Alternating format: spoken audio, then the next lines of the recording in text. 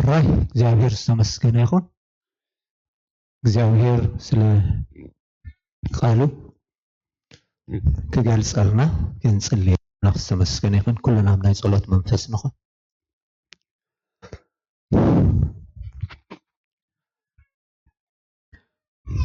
እስኪ ሕጂ ኸዓ ርእስና ነህድኣ እያ ህድእ ከነብላ ኢና እግዚአብሔር ዝተመስገነ ህድእ በሉ እሞ ኣነ ኣምላኽ ምዃነይ ድማ ዝተብህሉ ዝብል ጽሑፍ ኣለና። ስለዚ ሕጂ ድማ እግዚአብሔር ክዛረበና ቃልካ ንእግረይ ብርሃን ንመንገደይ ድማ መብራህቲ እዩ ከም ዝተባህለ እዚ ተራ ቃል ኣይኮነን፣ መጽሓፍ ቅዱስ እዩ፣ ዝተቀደሰ መጽሓፍ እዩ፣ እግዚአብሔር ዝተዛረቦ ቃል እዩ። ስለዚ ነዚ ቃል እዚ ሕጂ ኣምላኽ ብመንፈሱ ክገልጸልና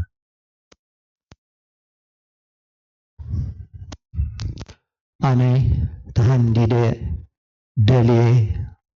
ኣይኮንኩን መጽየ እግዚአብሔር ቃል ክተካፍል ኢኻ ተባሂለ መጽየ ዘለኹ። ስለዚ ኣነ ኣብዚ ምህላዊ ጥራሕ እዩ ዘገድሰኒ፣ እዚ ደው መባለይ ጥራሕ እዩ ዘገድሰኒ። ኣምላኽ ግን ብመንፈሱ ብኣይ ሓሊፉ ልቢ ሰብ ክትክፍ፣ ክሃንጽ፣ ክምዕድ፣ ክመክር፣ ክግስጽ፣ ክእድግ ናቱ ሓላፍነት እዩ። ኣምላኽ ዝተመስገነ ይኹን። እግዚአብሔር ኣምላኽና በዛ ሰዓት እዚኣ ብጎይታናን ብመድሓኒናን ብኢየሱስ ክርስቶስ ስም ክብሪ ንህበካ ኣለና። ኣምላኽና ዕድለኛታት ኮይንና እግዚአብሔር ናይዛ መዓልቲ እዚኣ ሰብ ኮይንና ኣምላኽና ኣብዚ ሕብረት እዚ ክንርከብ እግዚአብሔር ሓይሊ ስለ ዝሃብካና ጉልበት ስለ ዝሃብካና ነመስግነካ ኣለና። ስጉምቲ ሰብ ብእግዚአብሔር እዩ ዝጸንዕ ተባሂሉ ከም ዝተጻሕፈ ናይ ስጉምትና ምጽናዕ ናይ ኣብዚ ምህላውና ምኽንያት እግዚአብሔር ሓይልኻን ደገፍካን ስለ ዝኾነ ክብሪ ንህበካ ኣለና። ኣምላኽና ዛ ሰዓት እዚኣ ድማ እግዚአብሔር ብሓቂ እግዚአብሔር ንቓልካ ክትተግሃሉ ከም ዝፍጸም ድማ ክገብሮ ከም ዝበልካ ብሓቂ እግዚአብሔር ኣምላኽና በዛ ሰዓት እዚኣ ድማ ንቓልካ ንኸፍተሎና፣ ነቲ ቅዱስ ቃልካ ንኸፍተሎና እግዚአብሔር ንስኻ ድማ ብመንፈስካ ጌርካ እግዚአብሔር ኣምላኽና ክትንክፈና፣ ክትልውጠና፣ ዝልውጠና እግዚአብሔር ኣምላኽና ንዓኻ ንምኽባር ዝጠቕመና እግዚአብሔር ኣምላኽ መታን ክኸውን ደጊምና ነማዕቁበካ ኣለና። ነዚ ክትገብር ንስኻ እሙንን ጻድቕን ስለ ዝኾንካ ነመስግነካ። ኩሉ ክብርን ኩሉ ምስጋናን ተጠቕሊሉ ንዓኻ ንበይንኻ ይኹን ብሽም ጎይታናን መድሓኒናን ኢየሱስ ክርስቶስ ይኹን፣ ኣሜን።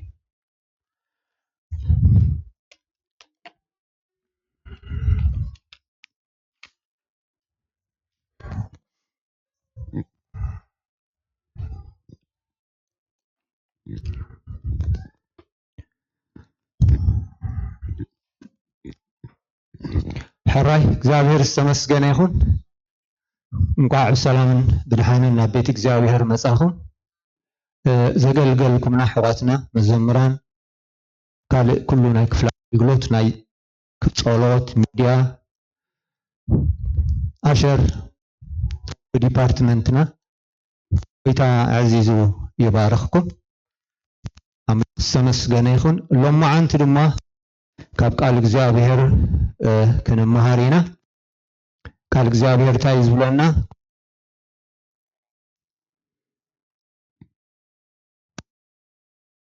ኩሎም ደቅኺ ብእግዚአብሔር ክመሃር እዮም፣ ሰላም ደቅኺ እውን ዓብይ ክኸውን እዩ። ክመሃር ዝተዳለወ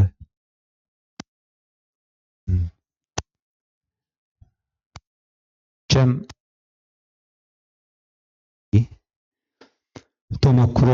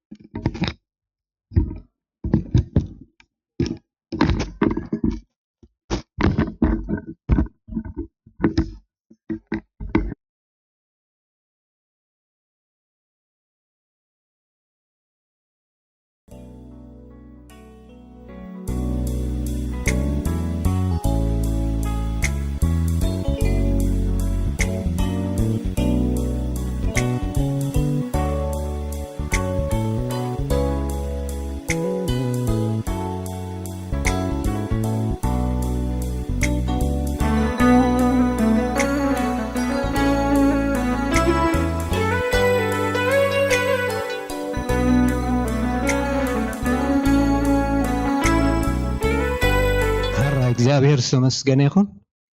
ቁርብቲ ግዜ ከይዱ ስለ ዘሎ ምናልባት ነቲ ግዜ እንተኣሽሙን ምግባር እንዲት ተብተብ በቀጥታ ናብ ቃል አምላኽ ክንከይድ ኢና ዝንበብ ክፍሊ መጽሓፍ ቅዱስ ዘጸአት 10 ካብ ብሉይ ኪዳን ዘጸአት 19 ካብ 1 ክሳብ 25 ካብ ሓድሽ ኪዳን ድማ ካብ ቀዳማይ ጴጥሮስ 2 ካብ 1 ክሳብ 10 ዘሎ ከነንብቦ ኢና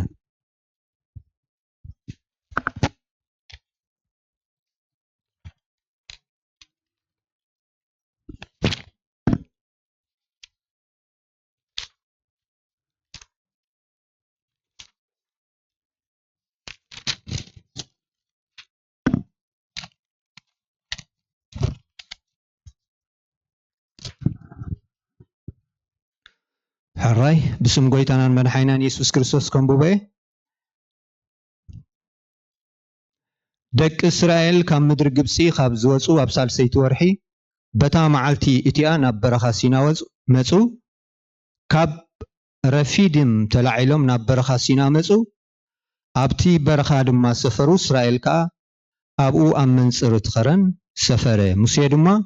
ناب أملاخ ديوه እግዚአብሔር ካብቲ ኸረን ፀውዒ በሎ ንቤት ያዕቆብ ከም ዝበሎም ንደቂ እስራኤል ከዓ ንገሮም እቲ ኣብ ግብፃውያን ዝገበርክዎ በኽናፍ ንስሪ ፀይረ ናባይ ከም ዘምፃእኩኹምን ድማ በዓላትኩም ርኢኹም ኢኹም ሕጂ ድማ ቃለይ ኣፀቢቕኩም እንተሰማዕኩም ኪዳነይውን እንተሓለኹም ኩላ ምድርናተያ እሞ ሓለፋ ኩሎም ህዝብታት ገንዘበይ ክትኮኑኒ ኢኹም ንስኻትኩም ድማ መንግስትን ካህናትን ቅዱስ ህዝብን ክትኮኑኒ ኢኹም እቲ ቅዱስ ህዝቢ ትብል ኣስምሩላ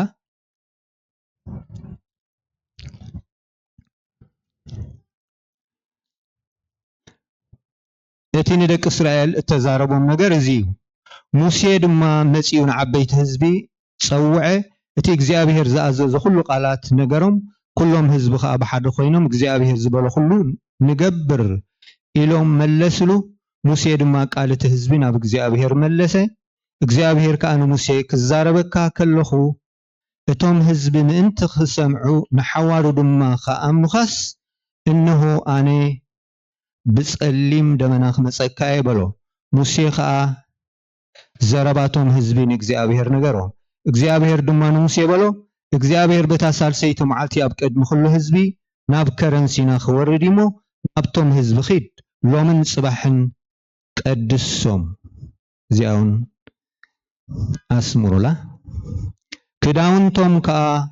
ይሕፀቡ ነታ ሳልሰይቲ መዓልቲ ይዳለው ነቶም ህዝቢ ድማ ብዝሪኡ ደብ ጉበረሎም በሎም ከዓ ናብ ከረን ከይትድይቡ ወይ ነቲ ዶብ ከይትትንኪዩ ተጠንቀቁ ነቲ ኸረን ዝተንከዮ ዘበለ ሞት ይሙት ገለ ኢድ ኣይተንኪዮ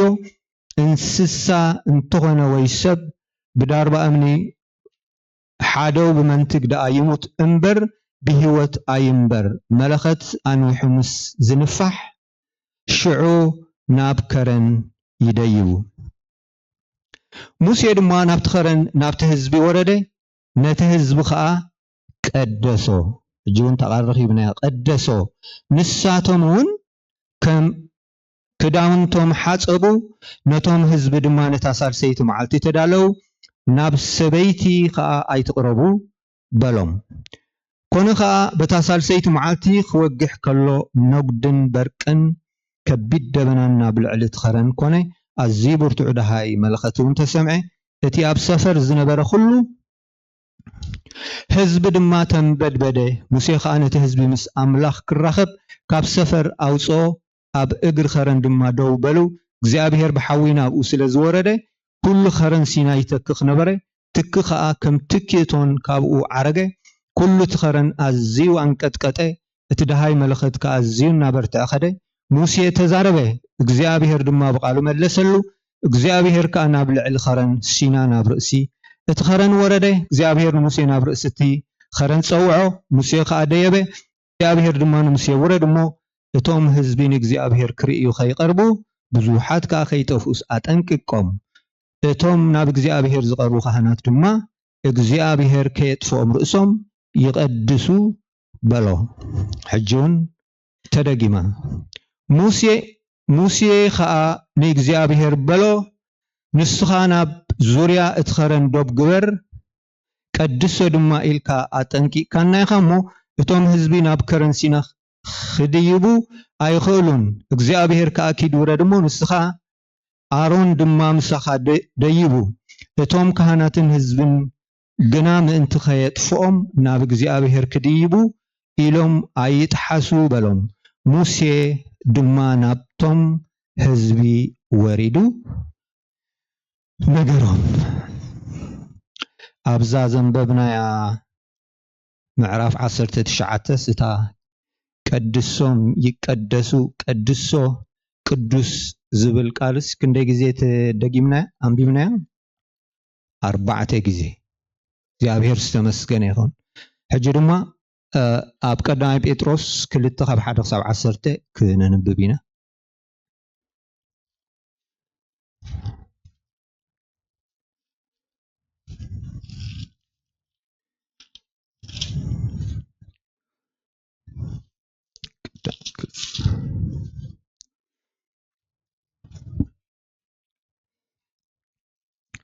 እምበኣርሲ ንኩሉ ክፍኣትን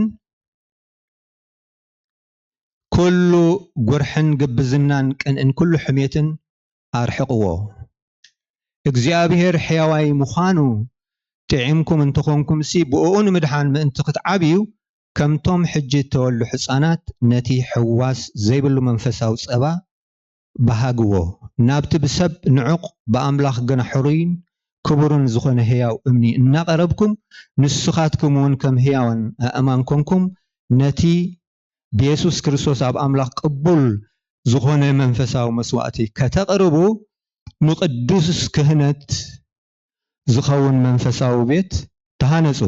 ስለዚ ከዓ እንሆ ኣብ ጽዮን ሕሩይን ክቡርን እምኒ ማእዝነ ነብር ኣለኹ ብኡኡ ዝኣምን ከዓ ኣይክሓፍርን እዩ ዝብል ኣብቲ ጽሑፍ ኣሎ ስለዚ ንኣኻትኩም እተኣምኑ ክቡር እዩ ነቶም ዘይኣምኑ ግና ነደቕቲ ዝነዓቕዎ እምኒ ንሱ ርእሲ ማእዝን ኮነ እምኒ መዕንቀፍን ከውሒ ምንስታትን ድማ እዩ ብዘይ ምእዛዞም በቲ ቃል ይዕንቀፉ ነዚ ድማ ምዱባት እዮም ንስኻትኩም ግና ደግነት እቲ ኣብ ጸልማት ካብ ጸልማት ናብቲ ዘገርም ብርሃኑ ዝጸዋዓኩም ምእንቲ ክትነግሩ ሕሩይ ወለዶ ናይ መንግስቲ ክህነት ቅዱስ ህዝቢ ጥሪት ኣምላኽ ዝኾነ ህዝቢ ኢኹም ንስኻትኩም ቀደም ህዝቢ ዘይነበርኩም ሕጂ ግና ህዝቢ ኣምላኽ ኢኹም ዘይተመሓርኩም ዝነበርኩም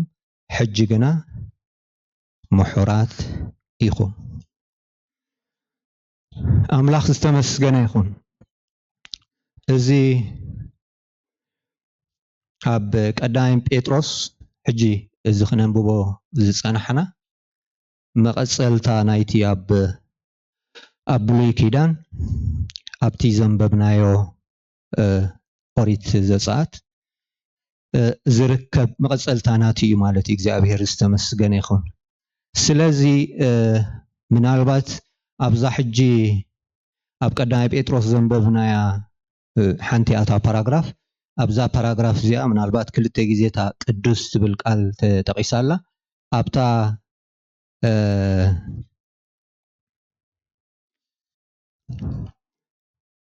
ዘጸአት ዘንበብናያ ድማኒ ክንደይ ግዜ ተጠቂሳ አንቢብናያ 4 ግዜ ተጠቂሳላ ማለት እግዚአብሔር ዝተመስገነ ይኹን ስለዚ ኣብ መጽሓፍ ቅዱስ ብዛዕባ እዚ ቅድስና ዝብል ነገር ብቁጽሪ 166 ግዜ ተጠቂሱሉ ከም ትፈልጥዎ መቸም ኣብ መጽሓፍ ቅዱስ ሓደ ነገር እንድሕር ይደጋገም እንድሕር ኣልዩ ኮይኑ ክሳብ ክንደይ ኣገዳሲ ከም ዝኾነ ይርዳእካ ማለት እዩ ኣምላኽ ዝተመስገነ ይኹን ስለዚ ሎማዓንቲ እንመሃሮ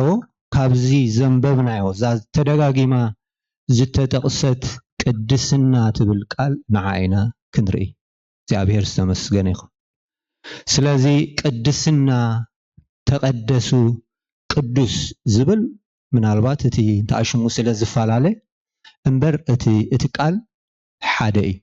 አምላኽ ዝተመስገነ ይኹን ስለዚ ንምዃኑ ቅድስና እንታይ ማለት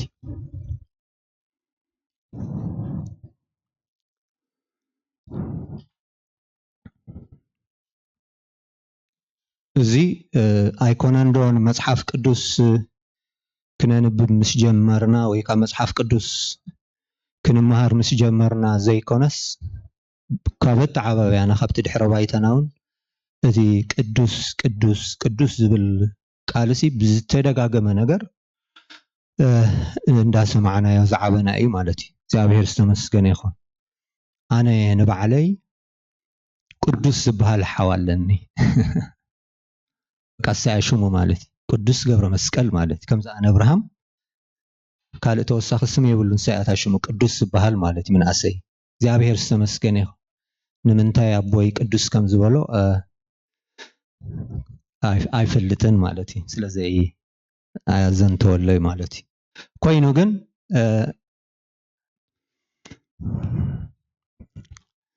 ብፍላይ ውላድካ ማለት እንታይ ክኾነልኩም ትደልዩ ቅዱስ አምላኽ ዝተመስገነ ይኹን ስለዚ እቲ ቅዱስ ዝብል ነገር እስኪ መጀመርያ እሞ ምናልባት ኣብቲ ኣተረጓጉማ ቁርብቲ ብግቡእ ነቲ ቅዱስ ዝብል ነገር እንተዘይ ተረዲእናዮ እቲ ንህቦ ትርጉም ከሸግረና ይኽእል ፊት ዘይክገብር ይኽእል እዩ ማለት እዩ ዘይክገጥመልና ይኽእል ማለት እዩ ቅዱስ ኢልካዮ ቅዱስ እንድሕር ዘይኮነሲ ኣብያ ዘላ ዳታ ታፀገም ማለት እዩ ንባዕልኻ እውን ቅዱስ ክትከውን እንዳደለኻ ከለኻ ቅዱስ ካብ ምዃን ክትተርፍ ከለኻ እታ ቅዱስ ምባል ምስታ ተግባር ኣይትዛመድን ኣላ ማለት እዩ አምላኽ ዝተመስገነ ይኹን ኣነ ውሉድ አምላኽ ንምባል ከም ክርስቲያናት ከም ኣመንቲ ምንም ኣየፀግመናኒ ምሽ ሓቂ ውሉድ አምላኽ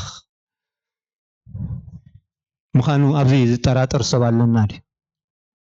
ካብ አምላኽ ዘይተወለደ ሰብ ኣለና ማእከልና ዳግም ዘይተወለደ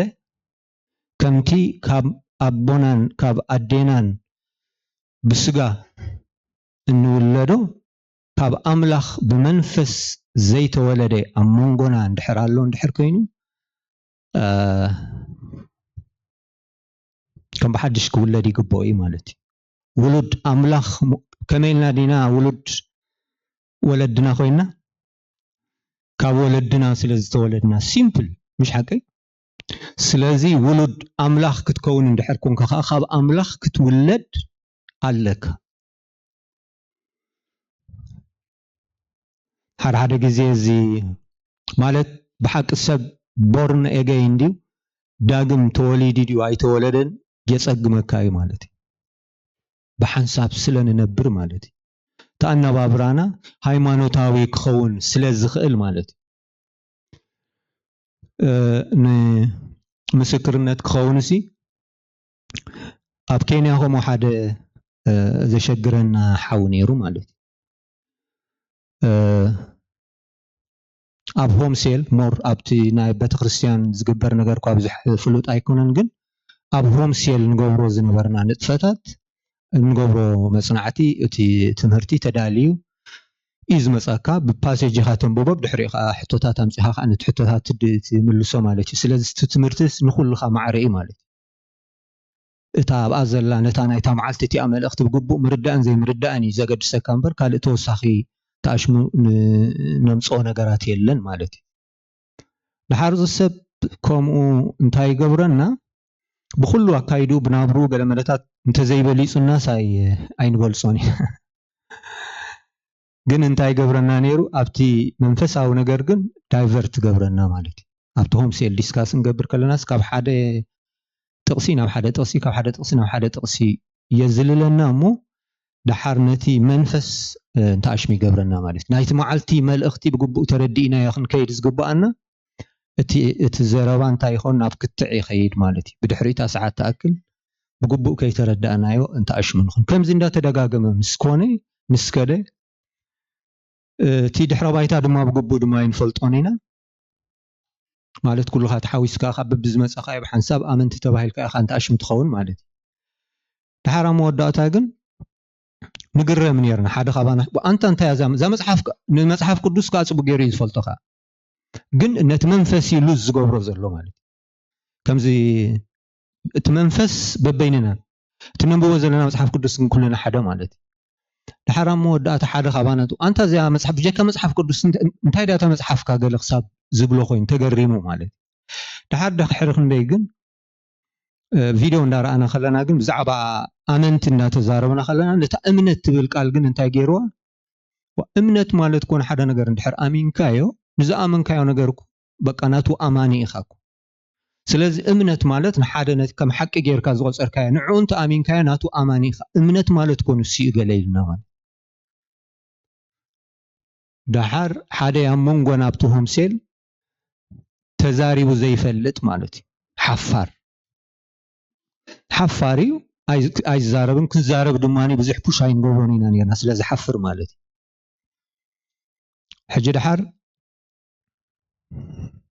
نمجمرا جزي دارغ خلطة عمتا بيلو بحنساب أبهم سيل بحنساب نيرنا تزاريبو زي فلت نمجمرا جزي تزاريبو شعو مالتي نمن مليسلو نعو مليسلو مالتي وانت أخاتب زل خايلو أمنت مالت أمصحف قدس قحنت أمنت يا زلايلو أمنت مالت نأملاخ مأماني نقويتا مأماني بتي بكريستوس استخف للك واقع مأماني قال أمنت كويلانيلو تاتخك لن يزخونتنا أمنت قال مليسلو مالتي لحار كلنا تتآميتنا اتسب حق اني أماني كم زي كوني تا أمنت تا أبلبنا بريها تا أنا يسوس كريستوس عيو حتياتنياتات مخانا تأميننا كلهم حاتين كبر أملاخ سيئنهم سلزبل سلزي نتا حتياتنياتات مخانا تأميننا يسوس كريستوس دما نحاتياتنا واقا كخفلنا مدري بممسا أمسكال بمومات نحاتياتنا واقا بمخفال زي تقبلنا يا صدقي أملاخ أبقون تايكونتن مالتي أي برهتن أي تقلصتن أي تقلهتن مالتي سلازم من البات مزمور فتخون قال أملاخ مزرابون دسبلو خون أبت خريستياني ملالس مس كريستياناتون حبرت يقبر هي إذا بيزنس مان قنت هتخكلن يا زخونت مدحان قنا يتقلصتلون مالتي بدحريو على لينا يوم مالتي دحرو بايتاخن فتش انت ما أس نقويت مالتي تا مساكا نقر انتايا ما أس نقويتا تقبيلك تا نحد حد ناسي فلايكم زين فالت كوينا خن الراهب كلا ناسي تا مجمر يخن قبرا زلنا بنحد حدنا مالتي مسكرنت ناي جزا أرسخا مسكرنتي قاتهب مالتي سلازي بتخكل سب ما تا ما علت مدحانو بحقوس كزارب لا زي حق زي هو خندحر كوينو زي تحفره اندحر كوينا ناي بحق أماني مالتي سلازي انتاي نمالتي اتا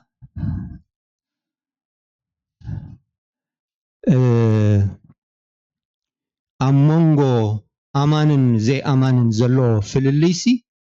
بتي زلنا نقويتا زلنا أمنتي زقلس مالتي እግዚአብሔር استمسገን ይሁን ስለዚህ ንምንታይ እዚኣም ኣብነት ኣምጽኤልኩም ሲ እቲ ምናልባት ቀሲልና ክንሪኦ ስለ ዝኾና እቲ ኣርእስትና ከምቲ ኣቀዲመ ዝበልኩኹም ኣርእስትና እንታይ እዩ ቅድስና እዩ ስለዚ ኣብ ቅድስና ኮይና ነቲ ትርጉም ናይ ቅድስና ኢና ክንትርጉሞ ማለት እዩ ትርጉም ናይ ቅድስና ክንርድኦ ማለት እዩ ስለዚህ እንታይ እዩ تا ናይ መጀመርያ ናይ ቅድስና ስቴፕሲ እዚኣ ማለት እግዚአብሔር ዝተመስገነ ይሁን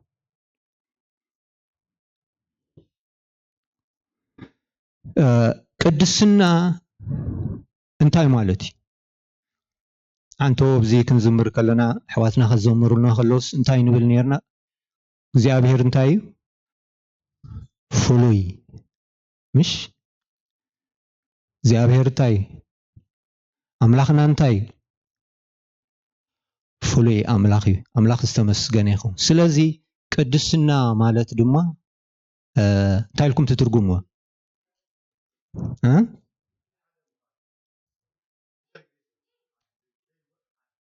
ሓደ ምዃን ሓደ ኦኬ ቅዱስ ማለት ፍሉይ ማለት ቅድስና ማለት ፍሉይ ምዃን ማለት ግን እቲ ቅድስና ዝብል ካብ መን እዩ ዝምንጩ ካብ እግዚአብሔር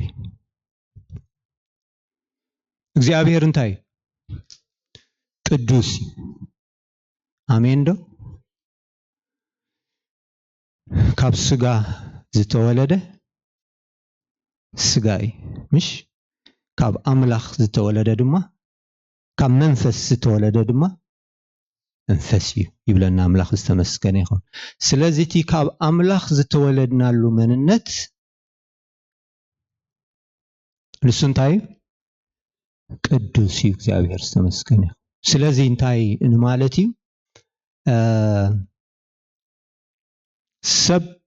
ብገዛ ርእሱ እንታይ ክኸውን ኣይኽእልን ክቅደስ ኣይኽእልን ምናልባት አርእስቲ እንተዝህባት ኣብ መሰጀይ ንሳ ክትከውን ትኽእል ማለት እዩ ኦፍኮርስ አርእስቲ ሓተቱንን ኣይ ነገር ክኾኑን ግን ሰብ ካብ ገዛ ርእሱ እንታይ ክኸውን ኣይኽእልን ክቅደስ ኣይኽእልን ምክንያቱ ቅድስና ዋና ኣለዎ አሜን ዶ መን ይዋኑ እግዚአብሔር አምላኽ ዝተመስገነ ይኹን መጽሐፍ ቅዱስ እንታይ ዘለና ብዘይ ቅድስና ሓደ እኳ ንእግዚአብሔር ኣይክርእዮን እሞ ንቅድስናን ንሰላምን ምስ ኩሉ ሰብ ሰዓብዎን ዕብራውያን 12:14 ማለት ስለዚህ ብዘይ ቅድስና ሓደ እኳ ንእግዚአብሔር ኣይክርእዮን እሞ ንቅድስናን ንሰላምን ምስ ኩሉ ሰብ ሰዓብዎን እምባርሲ ሓደ እኳ ርእሱ ካብ እዚኣቶም እንተኣፅረ ንሱ ኣቕሓ ክብሪ እተቐደሰ ንተግባር በዓል ቤት ዝጠቅም ንሰናይ ግብሪ ዝተዳለወ ይኸውን እዩ ካልኣይ ጢሞቴዎስ 2:21 መጽሐፍ ቅዱስ ብዛዕባ ድንኳን ምርኻብ ምናልባት ሕጀቲ ቅዱስ ክንብል ከለና ወይ ምቅዳስ ዝንብል ከለና ኣብ ብሉይ ኪዳን ነቲ ኣብ ቤት መቅደስ ዝጥቀምሉ ንብረት እውን ከይተረፈ እንታይ ገብርዎ ነይሮም እዮም ይቅድስዎ ነይሮም እዮም መሳርሒ ኣብኡ ዘሎ ይቅድስዎ ነይሮም እዮም ዋላ እቶም ካህናት እውን ገዛ እርሱ ኣሮን እውን ምስ ደቁ እውን ገዛ እርሱ እቲ ከገልግሉ ከለው ዝኽደንዎ ክዳን ንገዛ እርሱ እንታይ እዩ ብትእዛዝ ናይ ኣምላኽ ዝተሰፈየ ወይ ድማ ዲዛይንድ ዝኾነ እዩ ማለት እግዚአብሔር ዝተመስገነ ይኹን ስለዚ እቲ ንብረት ብኻልእ ኣዘራርባ እንታይ ማለት እዩ ተቀዲሱ ይኽበሃል ከሎ እቲ ንብረት እንታይ ማለት እዩ ትርጉሙ ናይ እግዚአብሔር እዩ ዋናው እግዚአብሔር ንእግዚአብሔር ጥራሕ ዘገልግል ኣምላኽ ዝተመስገነ ይኹን ምክንያቱ ኣብ ብሉይ ኪዳን እቲ መንፈሳዊ ስርዓት ብምንታይ እዩ ነይሩ በቲ ስርዓት ማለት እዩ በቲ እግዚአብሔር ዝሃቦም ስርዓትን ኣገባብን እዮም ዝኸዱ ነይሮም ማለት እግዚአብሔር ዝተመስገነ ይኹን ስለዚ እቲ ካህን ዝለብሶ ክዳን ካብቲ ናይ እግዚአብሔር ዝኣዘዞም ስርዓት ወፃኢ እንድሕር ከይዶም እንታይ ሳዕቤኑ ሓደጋ እዩ ሞት ኣምላኽ ዝተመስገነ ይኹን ስለዚ እቲ ንብረት ብጥንቃቄ እዮም እንታይ ዝገብርዎ ነይሮም ዝጥቀምሉ ነይሮም ማለት እዩ ዘይምልከቶ ኣካል ኣብቲ ንብረት እቲ ምንም ክገብር ኣይኽእልን እዩ ማለት እዩ እግዚአብሔር ዝተመስገነ ይኹን ስለዚ እንታይ ማለት እቲ ቅድስና ንሰብ ጥራሕ ዘይኮነ ኣብ ብሉይ ኪዳን ነቲ ንብረት ናይቲ نايتي مقدسون يقدسوا خمس مصحف بزعبات دنكان مرخابن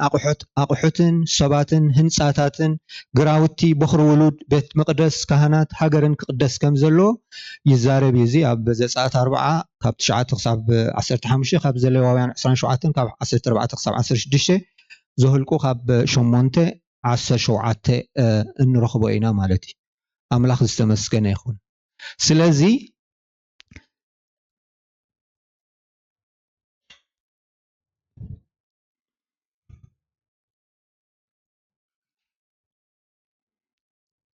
ቅድስና ካብ ክፍአት ምእላይ ላይ ዜና 29 5 ካብ 15 ክሳብ 8 ዘሎ እንረኽቦ ማለት እዩ ንእግዚአብሔር ምፍላይ ኣብ ዘሌዋውያን 27 16 ማለት እዩ ስለዚ ቅድስና እንታይ ኮይኒና ንረኽቦ ዘለና ባህሪ ወይ ድማ መንነት ናይ መን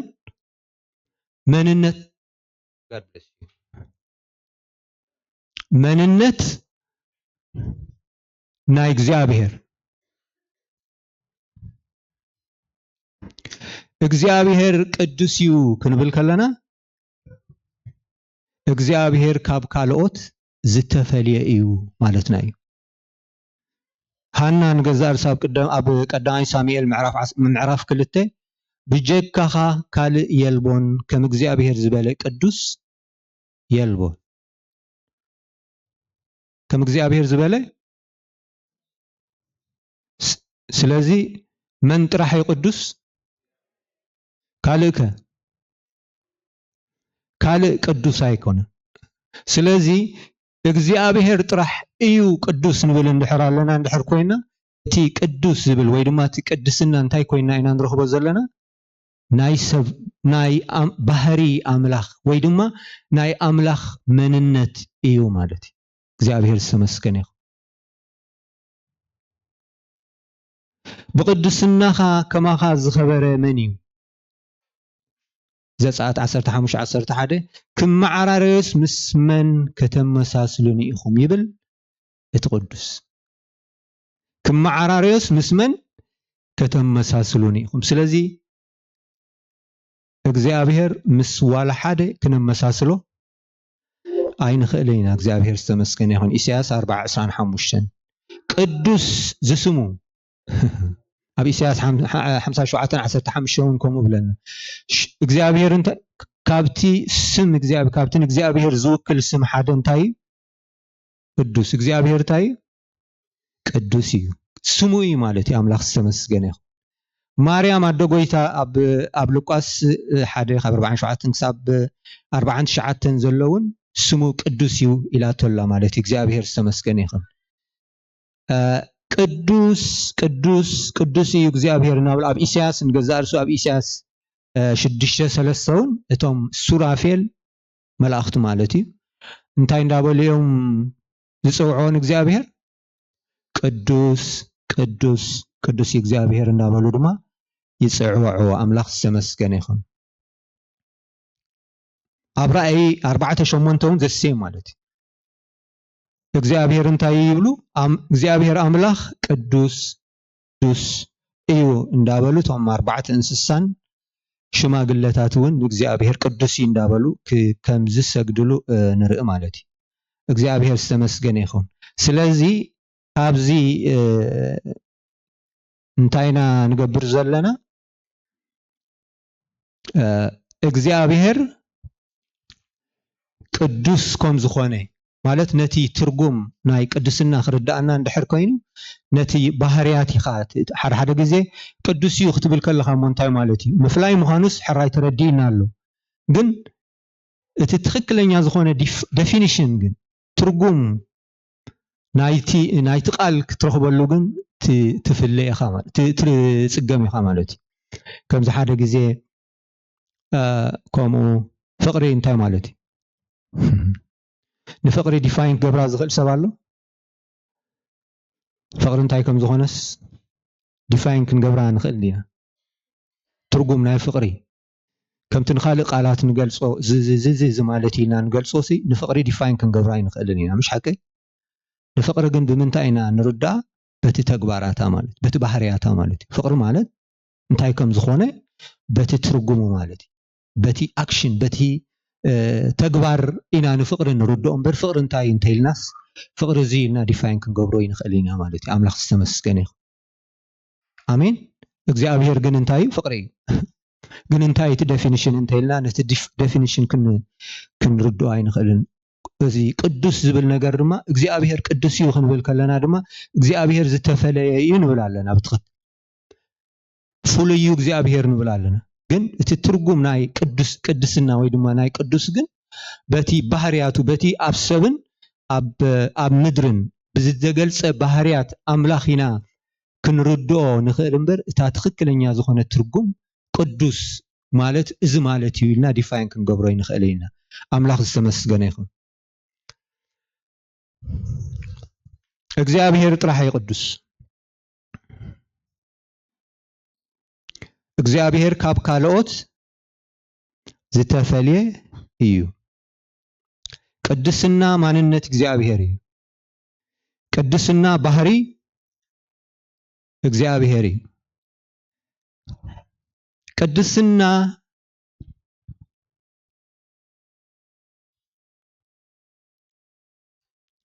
ካብ ስራሕ አይኮነን አሜን ተቀደሱ ክበሃል ከሎስ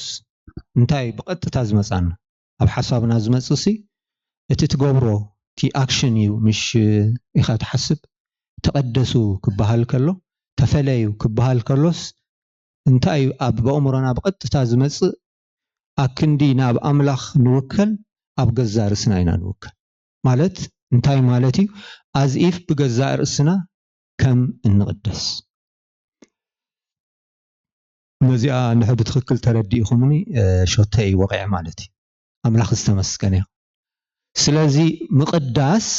ቅድስና በገዛ ርስኻ ትገብሮ ነገር አይኮነን ከምታ መጀመሪያ ዝበልናያ ቅድስና ካብ አምላኽ ካብ ምውላድ እዩ ዝጅምር ኣብ ምድሓንካ እንታይ ተራ ነይሩክ እንታይ ኮንትሪቢሽን ነይሩክ ኣብ ምድሓንካ ንኽንድሕን ዝኸፈልናዮ ዋጋ እንታይ ኣሎ ምሽ ክርስቶስ ገና ሓጣን ከለና ኣብ ክንዳና ሞተ አምላኽ ዝተመስገነ ይኹን ብዛዕባ ጽድቂ ከይሓሰብኩም ከለኹም ብዛዕባ አምላኽ እውን ከይሓሰብኩም ከለኹም ከይሓሰብና ከለና ኢየሱስ ቅድሚ 2000 ዓመተ ምህረት እንታይ ኮይኑ ምእንታና ምእንተ ዓመጽቲ ምእንተ ኃጢአተኛታት እንታይ ገይሩ ዋጋ ከፊሉ ማለት እዩ ስለዚ ናትና ግደዳ እንታይ ነይሩ ኣብ ምድሓና እንተይልና እንታይ ነይሩ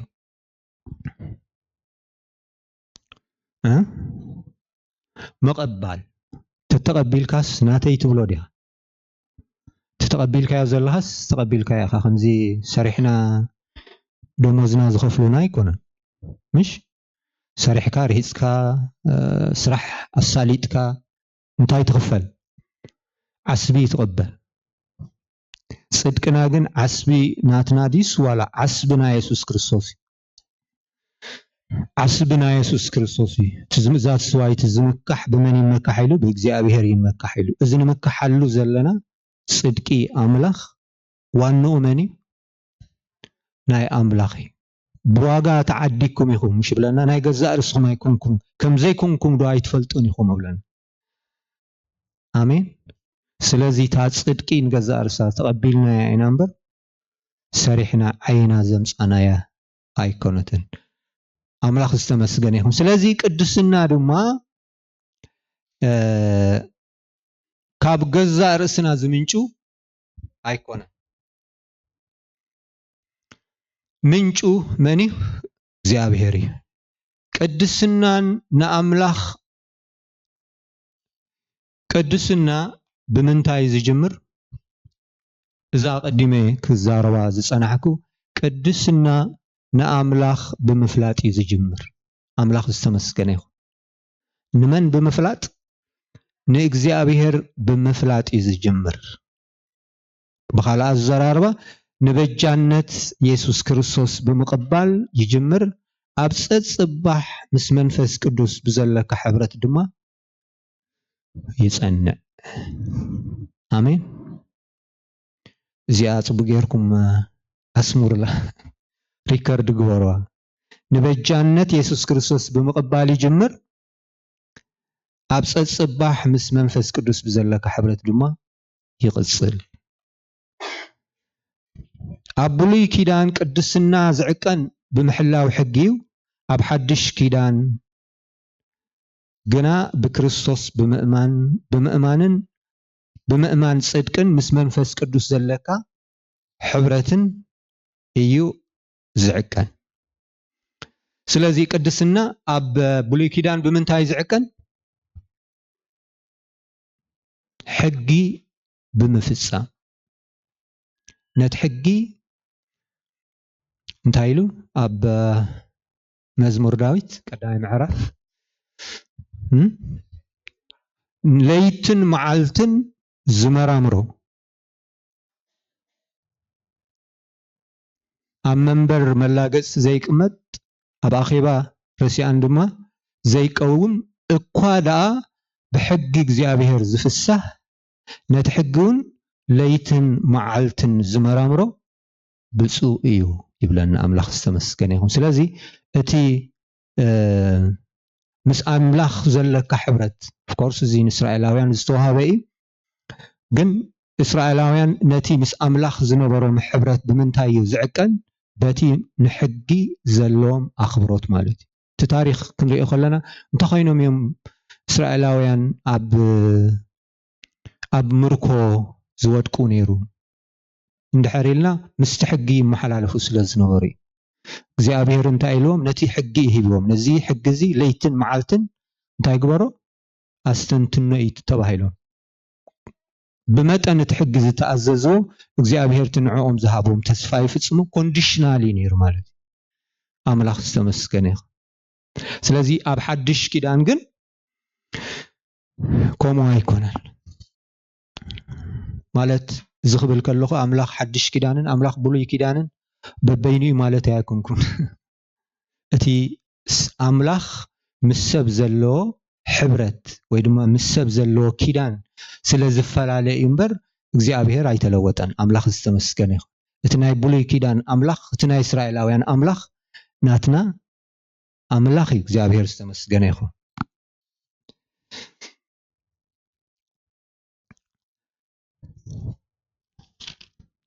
ስለዚ ቅድስና ነዚ ዝመስል ካብ ኮነ ብኸመይ ግን ንሕና ንቅደስ ትርጉም ናይ ቅድስናስ በዚ ኣቀዲምና ክንሪኦ ፀናሕና ርኢና ያለና ቅድስና ማለት ምፍላይ ምዃኑ ንእግዚአብሔር ምፍላይ ምዃኑ ግን ከዓ ካብ እግዚአብሔር ብዝተቀበልካዮ ነገር ዝጅምር ምዃኑ ርኢና ኣለና አምላኽ ዝተመስገነ ይሁን ግን ንሕና ግን ብኸመይ ንቅደስ ከምታ መጀመዕንቶ ዝበልክዋ እታ ምቅዳስ ነብስ ወከፍና ንደልያ ኢና ማለት ሓቀምሽ ኩሉና ቅዱሳት ንሕናን ገዛ እርስና ቅዱሳት ቅድስና ዘለና ክንከውን ከምኡ ድማ ደቅና ፋሚሊና ኩሉ ስድራ ቤትሲ ቅዱስ ክኾነልና ኢና እንደልግን እቲ ኣብ ተግባር ግን ነቲ ህይወትና ክንሪኦ ከለና ግን ከምቲ ቃል ኣይኸውንን ማለት እዩ ስለዚ ብኸመይ መንገዲ ንቅደስ ንዝብል ነገር ገለ ቁርብ ነገር ከዓ ክንሪኢና አምላኽ ዝተመስገነ ይሁን አምላኽ ሰላም ባዕሉ ከዓ ንኹለንተናኹም ይቀድሶ አምላኽ ሰላም ባዕሉ ንኹለንተናኹም ይቀድሶ ኣብ ቀዳማይ ተሰሎንቄ 5 ካብ 23 ክሳብ 24 ዘሎ ንምንታይና ይቀድሶ ንመንፈስኩም ነፍስኹምን ስጋኹም ስለዚ መን ይዝቅድስ እግዚአብሔር ይዝቅድስ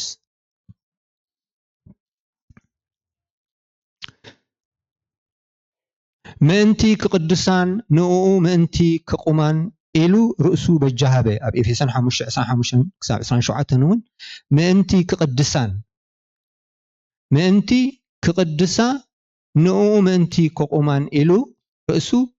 በጃሃበ ምእንቲ ክቅድሳ ስለዚ እንታይ ኢና ንርኢ ዘለና ሰብ ባዕሉ ክቅደስ ከም ዘይኽእል ኢና ንርኢ ዘለና ኣምላኽ ዝተመስገነ ይኹን ምእንቲ ክቅድሳንኡ ምእንቲ ከቁማን ኢሉ ርእሱ በጃ ሃበ በእግዚአብሔር ብናይ መንፈስ ቅዱስን በእምነት ሐቅን ንምድሓን ስለ ዝሓረየኩም ዙን እታ መጀመርያ ዝረአናያ እታ ኣምላኽ ሰላም ባዕሉ ኸኣ ንኹለንተናኹም ትብል ንመንፈስኩም ንነፍስኹም ንስጋኹምን ይቀድሶ ትብል ኣምላኽ ሰላም ባዕሉ ስለ ትብል ዘላ ናይ እግዚአብሔር ኣቦዕዮ እዩ ማለት እታ ካልአይቲ ዝረአናያ ብእግዚአብሔር እታ ምእንቲ ክቅድሳን ምእንቲ ከቁማ ኢሉ ርእሱ በጃሃበ ዝብለና ኣብ ኤፌሶን 5:25-27 ዘሎ ድማ ናይ እግዚአብሔር ወዲ ማለት እታ ሳልሰይቲ ድማ ብናይ መንፈስ ቅዱስን በእምነት ሐቅን ንምድሓን ስለ ዝሓረየኩም ትብል ድማ ብናይ እግዚአብሔር መንፈስ ቅዱስ ማለት ካልኣይ ተሰሎንቄ 2:13 ማለት ካልእ ከዓ ብቃል ኣምላኽ ሕጂ ኣብ ምንታይ ኢና ዘለና ብኸመይ ወይ ድማ ከመይ ኢልና ኢና ንቅደስ ኢና ንብል ዘለና ስለዚ ብቃል ኣምላኽ በቲ ሐቂ ቀድሶም ቃልካ ሐቂ ዮሐንስ 17:17 ኣምላኽ ዝተመስገነ ይኹን ስለዚ ብመጠን ነቲ ቃል ዝሰማዕካዮ ብኡ ከዓ ዝኣመንካዮ እቲ ቃል ኣብ ውሽጥኻ እንታይ ገብረካ ይቅድሰካ እቲ ምእንቲ ሰናይ ፍቃዱ ኢሉ ኣባኻትኩም ድልየትን ግብርን ዝገብር መኒ እግዚአብሔር ኣምላኽ እዩ ኣምላኽ ዝተመስገነ ይኹን ስለዚ ኩሉ ግዜ ካብ ገዛእ ርእስኻ ዝኸውን ነገር ኣብ ክርስትና ካብ መጀመርታ ክሳብ መወዳእታ ካብ ገዛእ ርእስኻ ትኾኑ ወይ ድማ ካብ ገዛእ ርእስኻ ትገብሮ ነገር ዋላ ሓንቲ የለን ማለት እዩ ስለዚ ንቅድስና እውን ንገዛእ ርእሱ ብኸመይ ኢኻ ትቅደስ ብቃል ኣምላኽ ብደም ኢየሱስ ክርስቶስ ስለዚ ኢየሱስ ከዓ ብደሙ ንህዝቢ ምእንቲ ክቅድስ ኢሉ ኣብ ወፃኢ ኣፍ ከተማ መከራ ፀገ ዕብራውያን 13:12 ስለዚ እቲ ዝፈሰሰ ደም ንምንታይ እዩ እቲ ናይ ኢየሱስ ክርስቶስ ደም ምእንቲ ክቅድሰና እዩ እቲ ቃል ነቲ ኃጢአት ይገልጾ እቲ ቃል ኣምላኽ እቲ እግዚአብሔር ዝተዛረቦ ቃል ንመን እዩ ዝገልጾ ነቲ ኃጢአት ከምዚ ኣብ መስትያት ክንከይድ ከለናሲ ኣብ መስትያት ምስ ከድናስ እቲ መስትያት ብዛዕባኡ ይኮነን ዝዛረብ ብዛዕባኻ ይዛረብ ምሽ ኣብ ገጽና ዘሎ ዝኾነ ነገር የርእየና ማለት እዩ ስለዚ ነቲ ዘለና ርስሓት የርእየና እሞ ድሓር ንሕና እንታይ ንገብር ንነጽን ሓጽቦ ማለት እዩ ፊዚካል ማይ ናይ ማይ ማለት እዩ ኃጢአት ግን ብማይ አይኮነን ዝነጽ እዚ መስትያት ዘርአየና እንታይ ዘርእየና ርስሓትና ይዘርእየና ስለዚ ርስሓት ድማኒ ፈውስ እንታይ ማይ ምሽ ሓቀ ማይ ኢኻ ትሓጽቦ ማለት ሲምፕሊ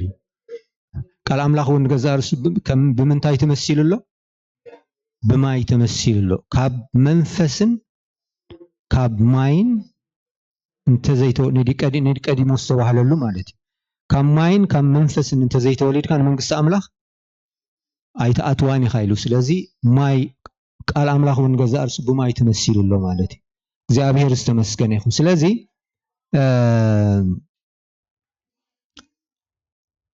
እቲ ቃል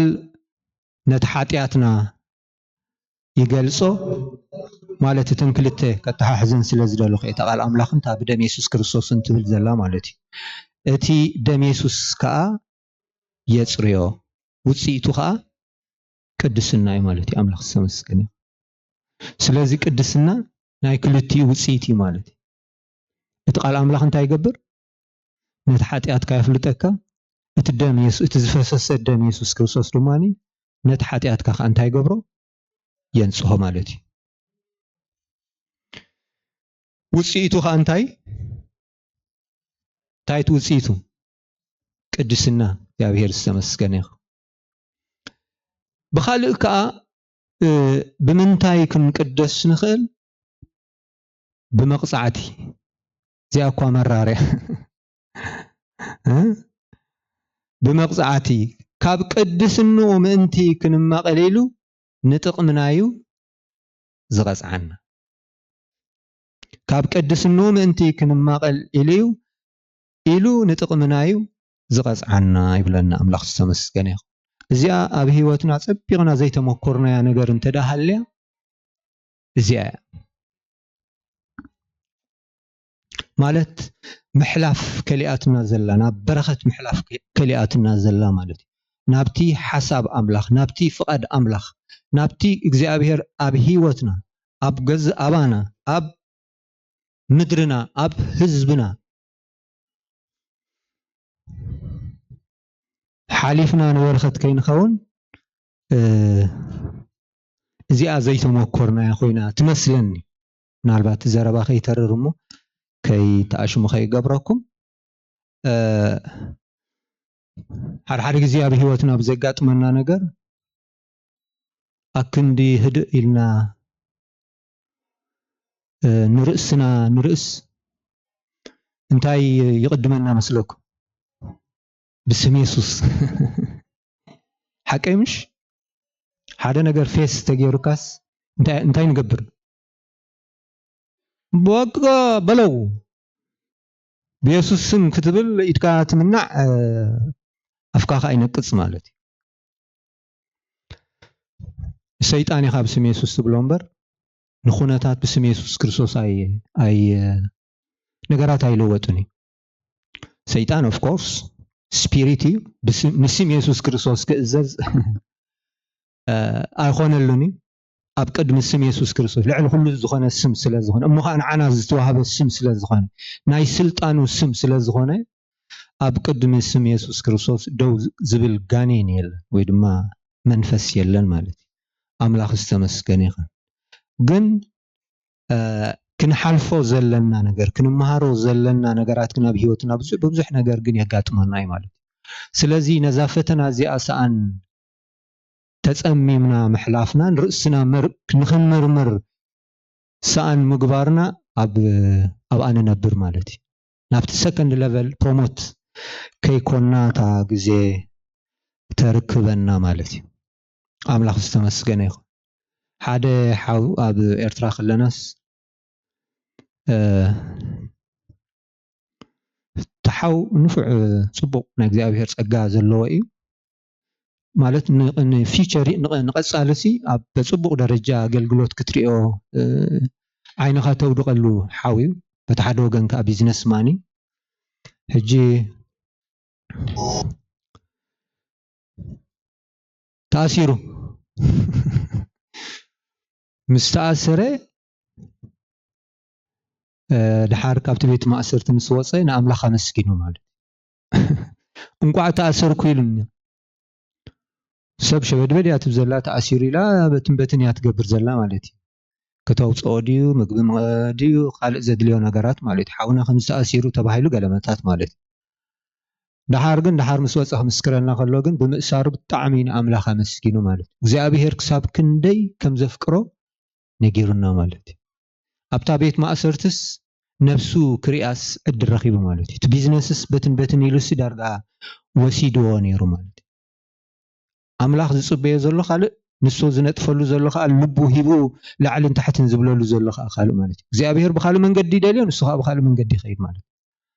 دحار اتا بيت ما أثرت زحلفا ግዜ ግን መምለሲት ኮይናቶ ማለት ናብ ፍቃድ أملاخ ንምእታው ዕድል ፈጢራትሉ ማለት مسكيرولنا كم يلو خا مسكيرولنا مالتي እግዚአብሔር ዝተመስገነ ይኹን ስለዚ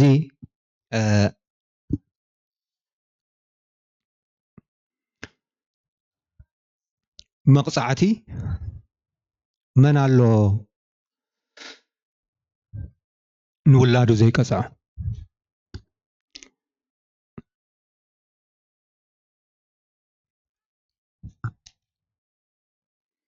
زي تقصع ولد انتاي له مصحف قدس انتاي سددي زبلو دقالا يزبلو سدي سلازي مقصعتي لك ابت منفساو عالمون لك كمتي ندقنا كتقصعو خلها نولاد كاس كدمي وي كحبت وي كنبع وي كبكي نسي كون بهاكخه تزدلخايو ነገር ትንስኻብት ውላድካ ክኸውን ትደልዮ ነገር ኣብ ውላድካ ስለዘይ ተራእየን ስለዘይ ተፈጸመን ብኡግሂ ኸይኻን ውላድካ ትቀጽዖ ማለት በኋላ አዛራርባ ክትቀጽዖ ከለኻ ካልኣይ ግዜ ነቲ ነገር ንኸይደግሞ ኢልካ በርሕነ ኸይኮንካን ትወጻል ኣብ ውላዱ ሕኑ ዝፈዲ ዝወጽእ ሰብ የለን ምክንያቱ ኣምላኽ እቲ ኣብ መንጎ ውላድን ውሉድን ዘሎሲ ብፍቅሪ ሳላጊብዎ እዩ ማለት ولادك خبكن كنبعنا يتدلني خاجن تقصعو متان كلا أجيزي خي دقم متان كلا أجيزي كي جاجا مالتي زابير استمسكني سلازي أتي مقصعتي أملاخ نقدس إنه أخبل كاب زدلنا يا نجار انتاي جبرناي يترفناي كله تدليو انت كل ندليو انت زخون الناس أبز بهوتاي محلنا سكوهم نبل بليس زداليو انت زخون الليس أبزي أي محل لهم سكنبل أي محل لنا مالت كاب نفسها تبقيس كان دي خات الزارب أملاخ جن زدالنا of course دليتكم زبالة بسألوتن بلمانم مسناي مسجانا بقد ما أملاخ يفلت مبربقالة كويت تشنق بلناي أملاخ دليت لبنا يهبنا جن مسقوب بزنا مالتي مس أخلنا آمين امبر زدلنا يا نجار እግዚአብሔር ይሄበናይ ግን ደረጃ መንፈሳውነትና ግን ندليو نجار نمقبال بقعات زي كنكون نخل نولاد كامش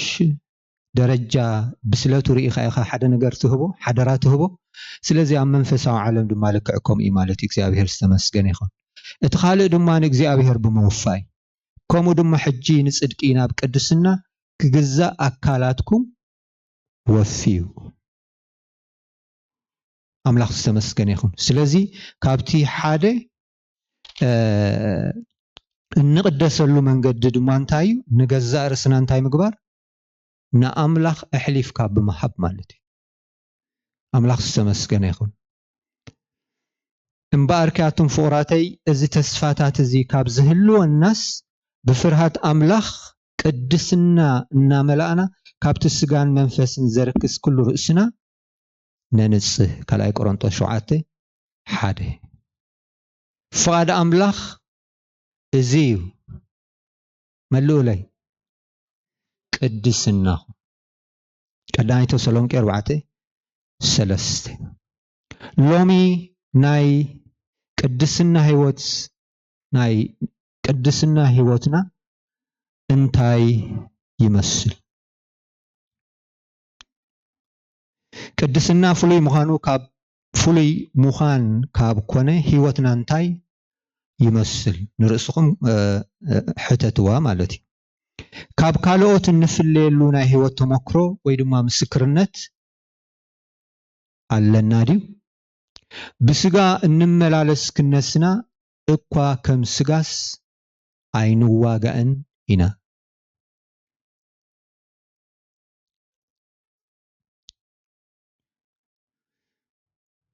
كم ባህሊ ሰብዶ ወይስ ከም መንፈሳውያን መንፈሳው ነገር ምስ መንፈሳው እናሰማማዕዳዶ ዋላስ ከማንም ሰብ ማለት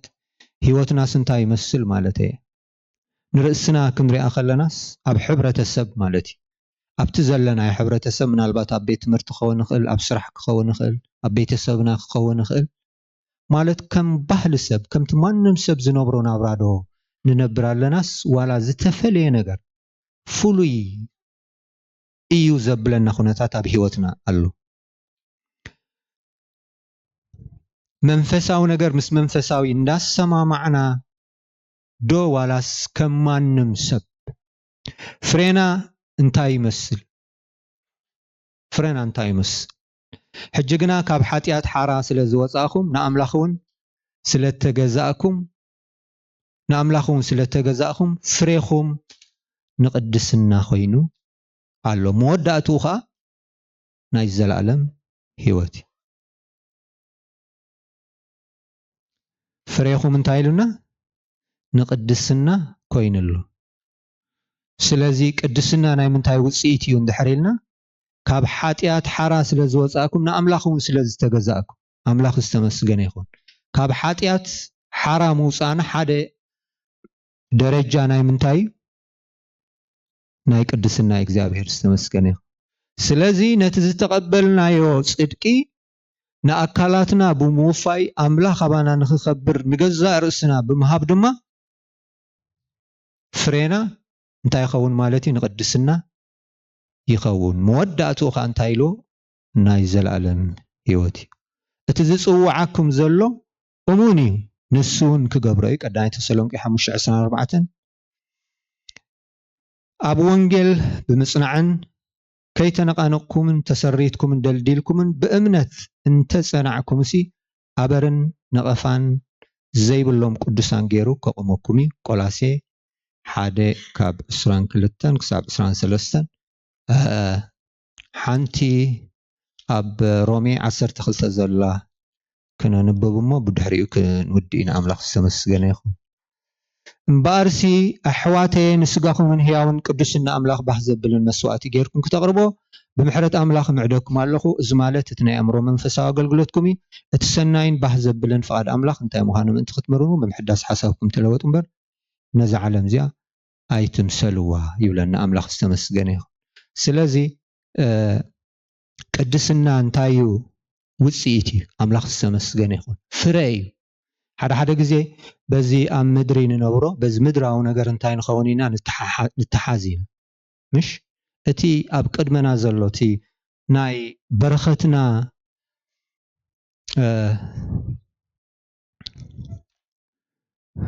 እንታይ ንኸውን ከምዚ ኣብዛ ምድሪ እዚኣ ንነብር ኩሉ ነገራትና ክንተሓሕዝ ከለና እቲ ብሌሲንግ ንብሎሲ በዚ ምድሪ ንዕቅኖ ማለት ብሌሲንግ ነገራት ኣይኮነን ኣምላኽ ዝተመስገነ ይኹን ነገራት ነይሩ ተኾን ሞ ሒዝናዮም ኸድና ነርና ምሽ ሓቀይ ዘለናስ ናበይ ንወስዶ ዘለካስ ናበይ ትወስዶ ከምታ ዝመጽኻ ከማይኻ ካብዛ ምድሪ እዚኣ ትፋኖ ማለት እዩ ስለዚ እቲ ብሓቂ ናይ እግዚአብሔር ብሌሲንግ በዚ ክንዕቅኖ ኣይንፈትን ሓደ ግዜ ሰይጣን ብኡ ገይሩ ከጋገየና ይፍትን እዩ በቲ ዘለናዮ ኩነታት በቲ ኣብ ኢድና ዘሎ በቲ ዘጥረናዮ በቲ ብደቅና ንበሎ በቲ ውሉድ ንገዛእ ርእሱ ናይ መን እዮም ዝብለና መጽሓፍ ቅዱስ ውሉድ ውህበት እግዚአብሔር እዮም ናይ እግዚአብሔር እዮም ዋላ ደቅና እውን ናህና ኣይኮኑ ኣይኑን ናህና ኣይኮኑ እግዚአብሔር ንዓና ኢሉ ዝሃበና ኣይኮኑ ምናልባት በቲ ውሉድ ልብና ይሕጎስ ኸውን ምክንያቱ ናይ እግዚአብሔር ሓሳብ ናይ እግዚአብሔር ፍቃድን ስለዚ ተፈጸመ otherwise እዚ ናይ በረኸትና ምክንያት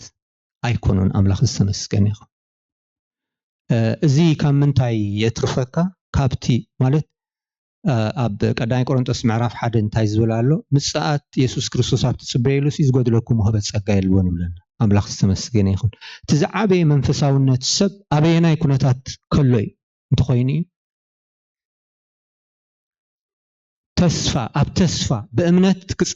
ክንጸንዕ ከም ዘለና ከምዚ ኣቀዲምና ክንሪኦ ጸናሕና እዩ እንደገና ድማኒ ብተስፋ ድማ እንታይ ክንከውን ክንጽበ በእምነት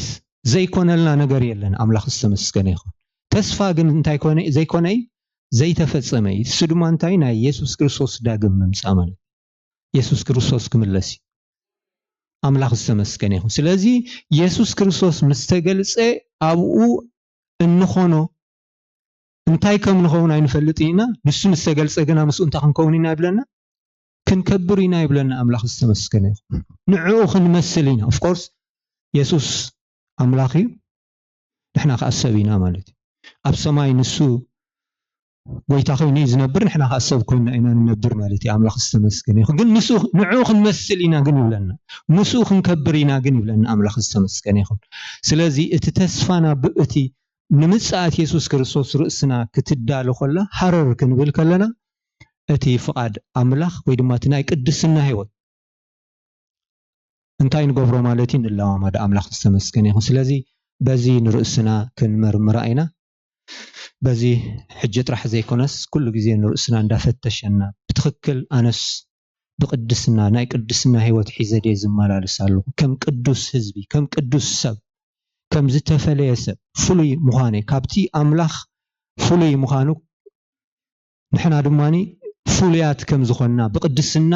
በቲ ካብ ጎይታ ዝኾነልና ነገር በቲ ዝተቀበልናዮ ነገር ንሕና እውን ክንቅደስ ከም ዘለና መጽሓፍ ቅዱስ ይነግረና ስለዚ ነዚ በዚ ህይወትና ክንፍትሽ ከተሓሳስበኩም ይደሊ ሓፂር ጸሎት ጌርና ክንወድእ ኢና እስኪ ነቲ ቃል ነስተንትኖ ኣምላኽ ዝተመስገነ ይኹን ከምቲ ኣነ ቅዱስ ዝኾንኩ ንስኻትኩም ድማ ቅዱሳት ኩኑ ይብለና ብሓቂ ነዚ ቃል እዝስ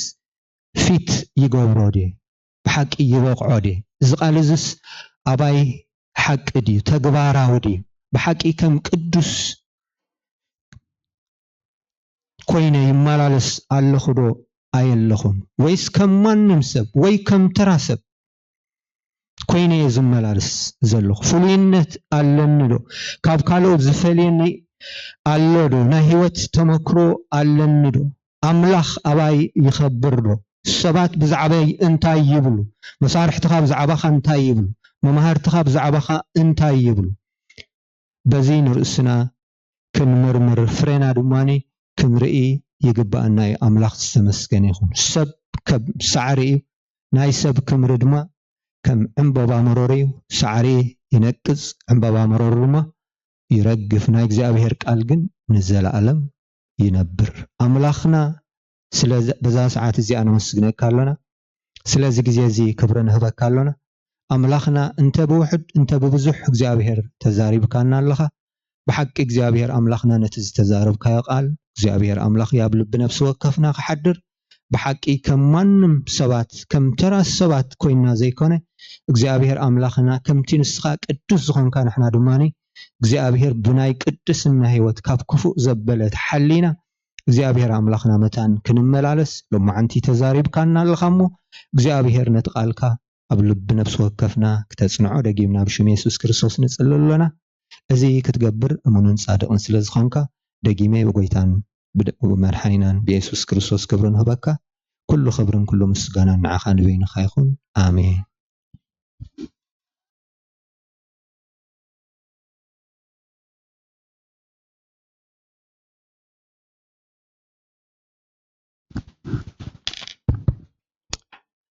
أملاخ باركة أبراهيم حبنا እግዚአብሔር باركة እስክንበሎ ክብርና አምላኽ ይሁን መዘምራን ወን እግዚአብሔር ይባርክኩም እግዚአብሔር መመለስ ይብዛሐኩም ጸጋኹም ድማ ይገለጽ ክብርና አምላኽ ይሁን ቁሩብ ጊዜ ኺራትና አላ ክንዝምሪ ሐሲበን ይረግን ቁሩብ ጊዜ ኺዳላ ስለዚ እቲ ዘለና መተንባህታ ይርና ክንውዲና እስኪ ቅድሚኡ ግና ንመጀመርታ ጊዜ ሎም ዝመጻኩም ሰላም ክንብለኩም ኢድኩም ንምልክት እሞ ኣጋይሽ እንድሕር ኣለኹምና ጋሻ ዝመጸ እሺ ብድሕሪት ሓደ ሓውና ኣለኹ ሓራይ ካብ ዘለኻ ተስሞ ሽምካን ሰላም ክርስቶስ ንዓኻትኩም ይኹን ኣሜን ልሕጅኮ ቅድሚ 2 ዓመት መጽ ነይረ ግን ምራኻ ትበቃቢልለይ ሚካኤል ግደ በሃል ካብ ቫንኮቨር የመጽ ታ ኣውደላ ማሕበር ድማ ብዙሕ ሰላም ትብለኩም ወይ ተባረኩም እግዚአብሔር ባረካ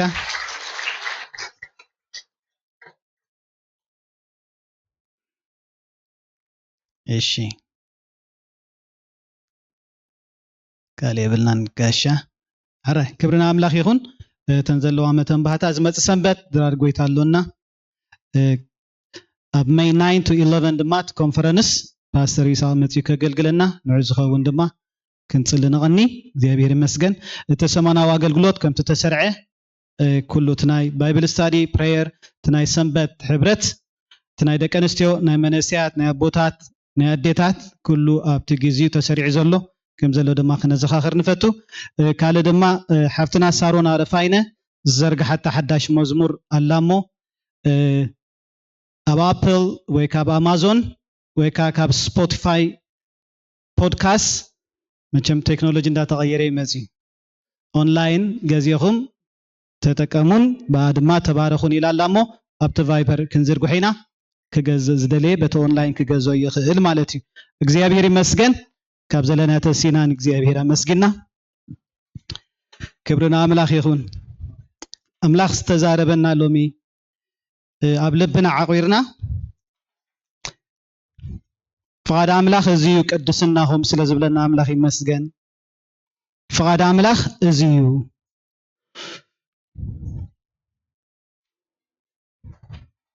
سكبوشتنا نداس تنتنا أملاخ بغال حقو بمنفسو زقدسنا أجزيابير بعليو رأسنا كنوفقنا أجزيابير يدلينا سكمس أجزيابير جزين دا وسدنا أملاخ يمسجن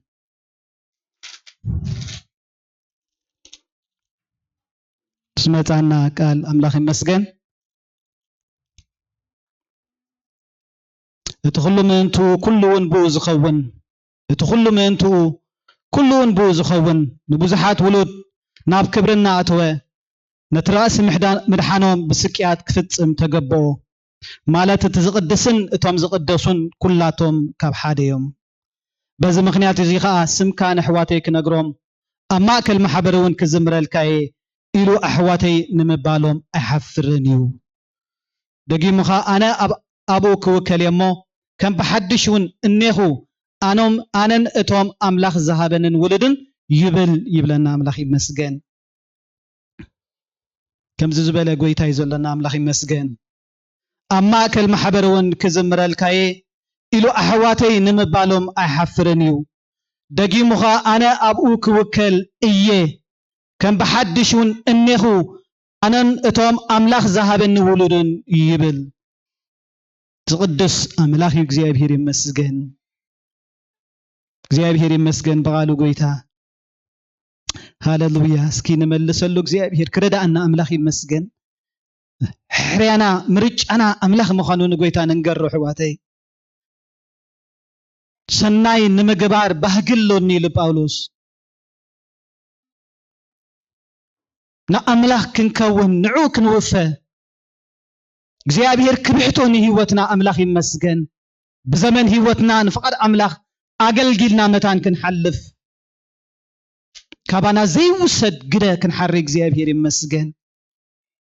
እግዚአብሔር ባና ከተቀም አምላኽ በስተቀደሱ ልይ ዝጥቀም እግዚአብሔር ቅዱስ ስለዝኾነ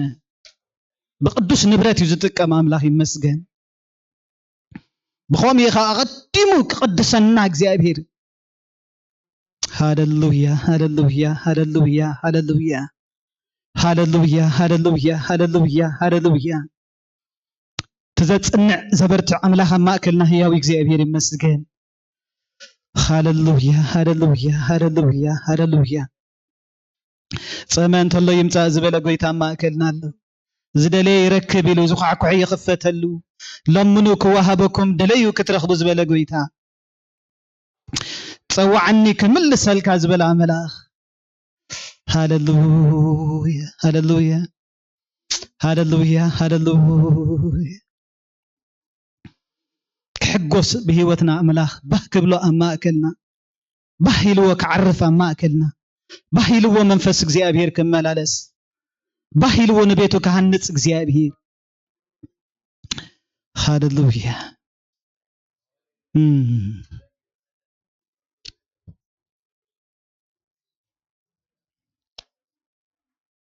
كبرنا ملاخ يخون ኢየሱስ ክርስቶስ ጎይታ እዩ ملاخ መስገነ ዳውና ከነልዕሊና ሞ ካብ ቃና ملاخ ከንብቤ አሜል እንዳበልና እግዚአብሔር በመዓልት ጸበባ ይስማዕካ ስም አምላኽ ያዕቆብ ልዕል የብልካ ካብ መቅደስ ረድኤት ይስደደልካ ካብ ጽዮን ከአ ይደግፍካ ንመስዋዕት ብልዕኻ ዘበለ ይዘክሮ ንመስዋዕት ምሕራርካ ውን ይቀበሎ ነቲ ልብኻ ዝምነዮ ይሃብካ ንምኽርኻ ዘበለ ውን ይፈጽሞ እግዚአብሔር ይባርክኩም በሰላም ኪዱ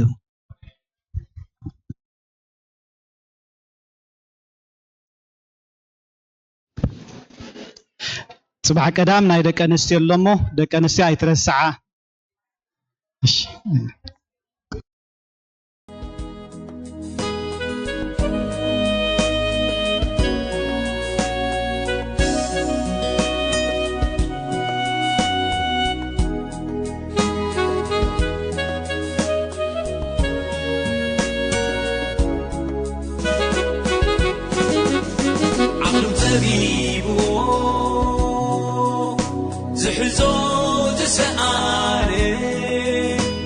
بيتن عبدكن بقولو استحلل بركب إلن يولدا كبتصعب رنون يعرفا كم زبلك قالو زنبرقق ليسوس آمينو تصورو يلكس كم قمت تبتينو